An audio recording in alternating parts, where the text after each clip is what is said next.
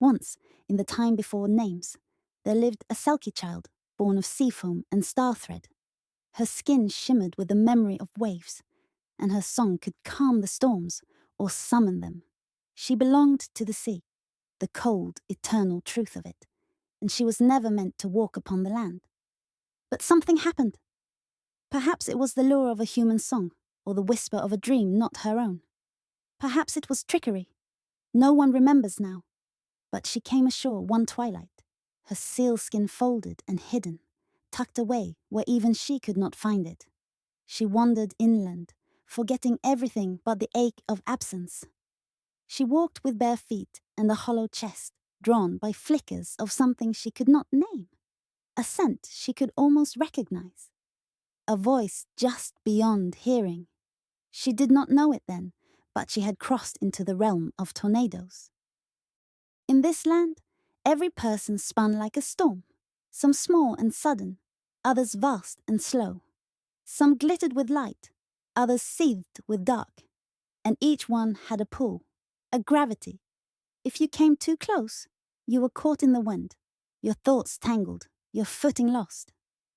The Selkie girl, having forgotten herself, was drawn to them. Again and again she was pulled into their spin, into their needs, their stories, their chaos. Some whispered love, some screamed control, some simply needed someone to bleed with. And when they had taken what they needed, the wind flung her out. Each time she crawled to her feet, more disoriented, each time she forgot a little more. Her voice grew hoarse, her steps heavier, her eyes clouded. There was one tornado that did not fling her out. He was quiet, coiled, a slow, patient storm that offered warmth and words like safety and home. He told her she was special, chosen. He wrapped her in softness, but beneath it he was a vortex too. He did not spin wildly. He drew her in with silence, with long pauses and rules that changed like the wind. He hid her sealskin where she would never think to look, inside her own shame. Under his sky, time blurred. The Selkie forgot the sea altogether. She became something else, a thing that served, a thing that soothed, a thing that endured. But storms, even quiet ones, end. And one day she found herself outside again, blinking at a sky she didn't recognize, bleeding from places she couldn't name. She walked again, dizzy, hollow, pulled into one storm after another. Some looked like friends, some like love, some like help. All were wind. She tried to make meaning. She tried to stay. She tried to fix what others had broken. But every time, the spin would return. By the time she reached her 10th tornado, she no longer wept. She simply braced, let herself be caught, let herself be tossed.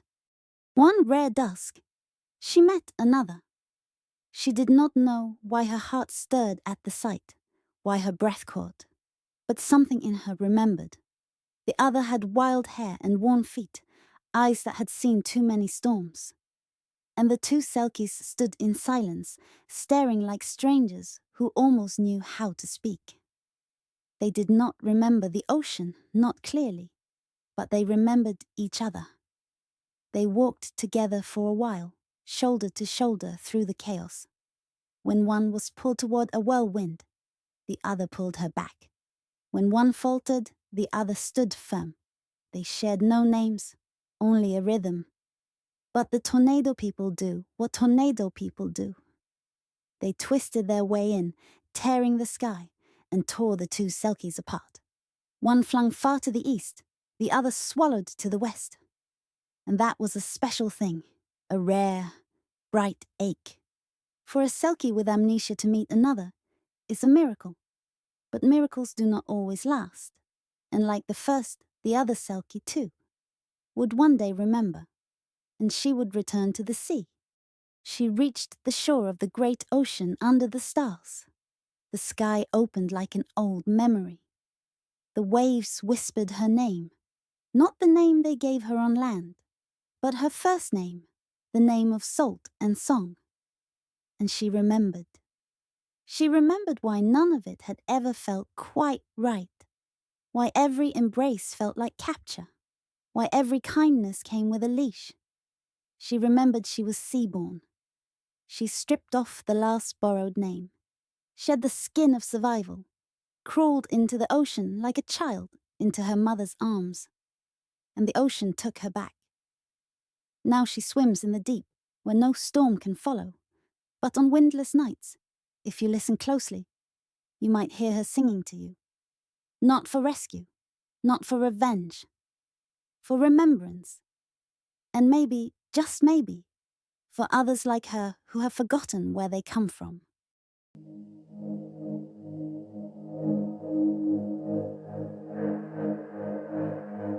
I once wore a skin of silver light, slick with salt and stars at night.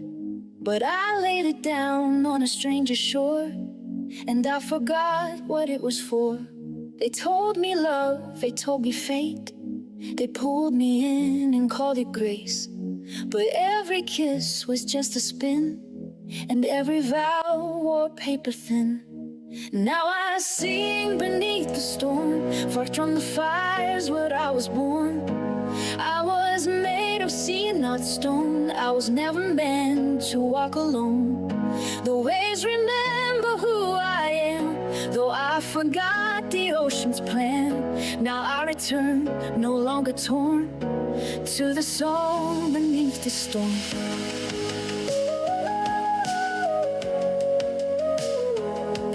Like fire, loud and wide, tornado hearts I tried to ride. But wind is cruel and then will flame. A selkie girl with clipped off wings. I walked through towns with empty names. Tried-on faces played their games, but every thread unraveled fast. Each forever couldn't last.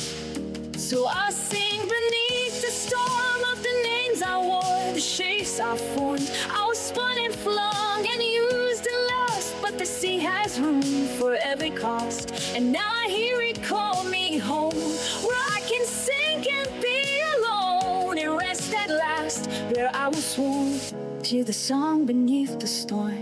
If you find yourself lost here, wearing names that don't fit you, if the land has made you tame and you've forgotten your own name, then come sing beneath the storm. Let the waves wash who you were before. You are more than what you've done. You are sea and soul and sun.